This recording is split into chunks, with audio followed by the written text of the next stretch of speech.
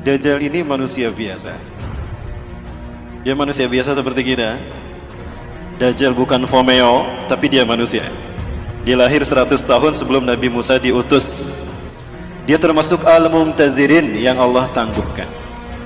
Tidak ada satupun bidang dalam kehidupan kita, hatta agama sekalipun, melainkan fitnah Dajjal ada di dalam. Karena para pengikut Dajjal, mereka ingin menguasai dunia, melakukannya dalam 3 ranah: simbol, ritual, dan arsitektur. Itu 3 ranah yang disentuh oleh Dajjal. Maka 3 ranah ini tidak pernah terlepas dari sistem Dajjal: simbol, ritual, arsitektur. Ya, salah satu contoh ritualnya. Orang-orang Yunani, mereka menyembah Dajjal dengan melakukan pawai obor. Pawai obor keliling negeri. Menyembah dewa matahari mereka. Ya, dewa matahari mereka bernama Helios. Ya. Penyembahan kepada dewa matahari mereka yang bernama Helios ini dilakukan dengan pawai obor keliling negeri. Begitu sampai di Bukit Olympus, obor tadi serah terima kepada kaisar. Kaisar terima itu. Ketika kaisar pun lari di lapangan di Bukit Olympus tadi menuju sebuah obor besar. Dinyalakan obor raksasa tadi. Maka selama obor raksasa menyala, mereka melakukan atraksi di lapangan tadi. Berbagai macam atraksi. Itulah ritual yang dilakukan di Bukit Olympus, mengagungkan dewa matahari mereka yang dimasukkan ini. Ritual itu kemudian dinamakan Olimpiade. Sampai sekarang hilang tidak ritualnya? Inilah ritual pengagungan iblis dan Dajjal. Itu tingkat dunia. Tingkat benua ada tidak? Ada. Apa namanya? Asian Games. Tingkat nasional? Nah, itu ritualnya. Kita tidak sadar. Dalam bidang arsitektur, banyak dalam berbagai bidang, dalam berbagai bangunan, apalagi bangunan ibadah. Tidak terkecuali masjid. Ada simbol Dajjalnya. Kami di Jawa Barat sedang menghadapi. Kenapa demikian? Karena banyak masjid yang bersimbolkan Dajjal. Segitiga adalah sebuah simbol yang kemudian digunakan digunakan oleh agama-agama yang lahir dari filosofi agama arti sebagai simbol Tuhan. Jadi agama-agama yang lahir dari filosofi akal budi manusia menjadikan segitiga sebagai simbol Tuhan. Makanya di dalam agama Hindu ada Trimurti. Betul? Di dalam agama Buddha ada Tridharma. Kitab sucinya Tripitaka. Di dalam agama Kristen ada Trinitas. Nah, segitiga inilah yang kemudian digunakan Firaun untuk menunjukkan eksistensinya sebagai Tuhan. Kita tahu Firaun mengaku Tuhan. Wa ana rabbukumul a'la. Itu kata Firaun di hadapan Nabi Musa dan Harun. Maka dia bangun sebuah bangunan yang dilihat dari 4 arah mata angin, 4 penjuru mata angin itu sama, segitiga. Piramida. Firaun membangun piramida untuk menunjukkan kalau dia Tuhan, agar dunia mengetahui eksistensinya sebagai Tuhan. Dan yang diperbudak sebagai tukang batu saat itu adalah bangsa Yahudi. Tukang batu bahasa merekanya adalah mason. Ya, mason. Allah mendengar doa kaum Bani Israel yang diperbudak oleh Firaun selama berabad-abad. Maka kemudian yang diperbudak sebagai tukang batunya adalah bangsa Yahudi Bani Israel. Mason itu artinya tukang batu. Ya. Allah mendengar doa mereka. Allah tenggelamkan Firaun di Laut Merah. Maka kemudian mereka merdeka. Mereka tidak lagi dijajah oleh Firaun. Tapi mereka tidak melupakan posisi mereka sebagai tukang batu yang diperbudak berabad-abad. Mereka tetap akan menyandang diri sebagai tukang batu. Tapi tukang batu kali ini tukang batu yang merdeka.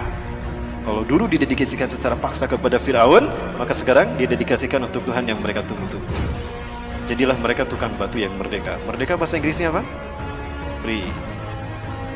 Maka lahirlah Freemason. Nah, dari situ sejarahnya. Tadi sudah kita bahas bahwa segitiga adalah simbol Tuhan dalam filosofi agama Ardi. Maka Tuhan digambarkan dengan segitiga. Siapa nama asli iblis? Azazil. Nama asli iblis itu adalah Azazil. Bagus namanya, itu dari Allah. Azza yang dimuliakan, yang dimuliakan. Il Allah. Azazil yang dimuliakan Allah. Dia marah sama Allah karena tidak terpilih sebagai khalifah di muka bumi. Dia marah sama Allah, maka dia nggak mau sujud ketika Allah perintahkan dia sujud kepada Adam. Dia masih Allah izinkan tinggal di langit, Bapak Ibu, dan dia gunakan segitiganya ke bawah. Ini buat iblis. Dia ingin menjadi Tuhan bagi manusia dan dia mengarah ke bawah, ingin menguasai dunia, dan dialah sesungguhnya yang menguasai bumi. Dari langit dia awasi bumi. Di bumi ada Dajjal yang sama-sama ingin juga mengaku Tuhan, sama juga mengaku Tuhan sebagaimana iblis, dan sama-sama dilahirkan di negara yang Allah binasakan lewat malaikat Jibril. Sama-sama diurus malaikat Jibril dan sama-sama ditangguhkan ajalnya sampai hari kiamat, menjelang hari kiamat. Dajjal nama aslinya siapa? Kalau ini nama aslinya Azazil. Kalau Dajjal nama aslinya Samiri. Kenapa Dajjal nama aslinya Samiri? Karena lahir di Samirah, Palestina. Allah takdirkan keduanya bertemu di segitiga Bermuda. Segitiga Bermuda adalah sebuah area lepas pantai di Samudra Atlantika yang menghubungkan 3 titik. Ada Florida, Miami, ada Bermuda, dan ada Puerto Rico. Kapal laut, kapal selam yang lewat sana hilang tanpa jejak. Sebetulnya tidak hilang, ada di sana, cuma ditutup dengan kristal cahaya. Allah takdirkan mereka bertemu di segitiga Bermuda dan mereka menjadi dui tunggal, Tuhan yang satu tampak, yang satu dia tampak, mengaku Tuhan. Bagaimana simbol pertemuan mereka? Maka jadilah simbol pertemuan mereka seperti ini. Betul? Nah, ini filosofi dari mana asal simbol seperti ini. Ini adalah simbol pertemuan iblis dan Dajjal. Inilah pertemuan yang sangat dinikmati oleh Azazil atau iblis. Dia menyeru si Samiri Dajjal. Iblis biasa menyebut nama seseorang itu dari suku kata pertama. Samiri dipanggil Sam. Apa kata iblis? Hari ini adalah hari yang aku tunggu-tunggu sejak aku diturunkan dari surga ke dunia, di mana aku dipertemukan dengan saudara kembarku. Maka panggillah dia oleh kalian sebagai Paman Sam. Apa yang terbayang dalam benak kita? Amerika. Ini jawaban kenapa Amerika selalu ikut campur urusan negara di seluruh dunia. Dan kenapa veto Amerika mengalahkan veto The Big Five yang lain. Dan kenapa Amerika selalu ingin menang sendiri dan mengaku sok polisi dunia. Bukan Amerika yang ditakutinya, tapi who was behind American. Siapa di belakang Amerika? Siapa di belakang Amerika? Lihat set plan tata kota Amerika dan lihat mata uang Amerika. Dan ini terkait dengan ritual ibadah kita. Kenapa? Karena simbol-simbol ini banyak muncul di masjid-masjid. Bukan hanya di masjid, di gereja. Saya bisa tunjukkan satu-satu. Dan bukan hanya di Indonesia, di seluruh dunia. Kenapa tidak ada di tempat penyembahan? Karena iblis dan Dajjal ingin manusia bukan menyembah Allah, tapi menyembah kita, menyembah mereka maksudnya. Nah ini Bapak, kita sudah mulai membedah teka-teki itu kan? Satu persatu. Nah sekarang Bapak Ibu, saya ingin menunjukkan konspirasi iblis dan Dajjal sudah sampai pada penterjemahan Quran. Baik, saya minta yang hadir di sini buka Qurannya semua.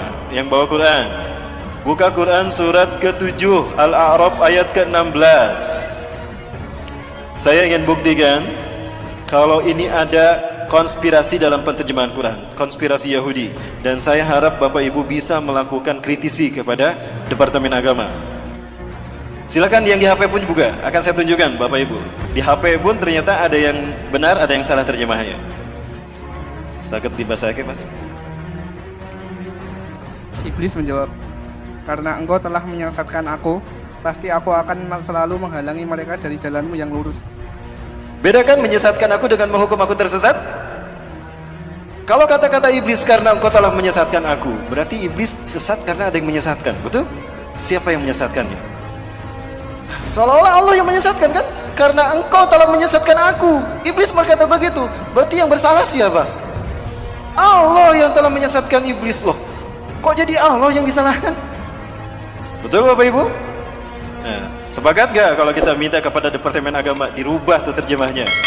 Sepakat. Itu terjemahan yang diinginkan Yahudi Bapak Ibu. Iblis korban ketidakadilan Tuhan. Harusnya dia yang menjadi khalifah di muka bumi, bukan Adam. Maka Zionis Yahudi nggak mau menyebutnya iblis. Iblis itu artinya pembangkang. Ablasu iblisan, pembangkang. Maka dia diberi nama dengan nama yang terhormat. Zionis Yahudi memberikan nama yang terhormat bagi Azazil, bukan iblis. Ada yang tahu? Lucifer. Pernah dengar Lucifer? Maka para pengikut iblis disebut Luciferian.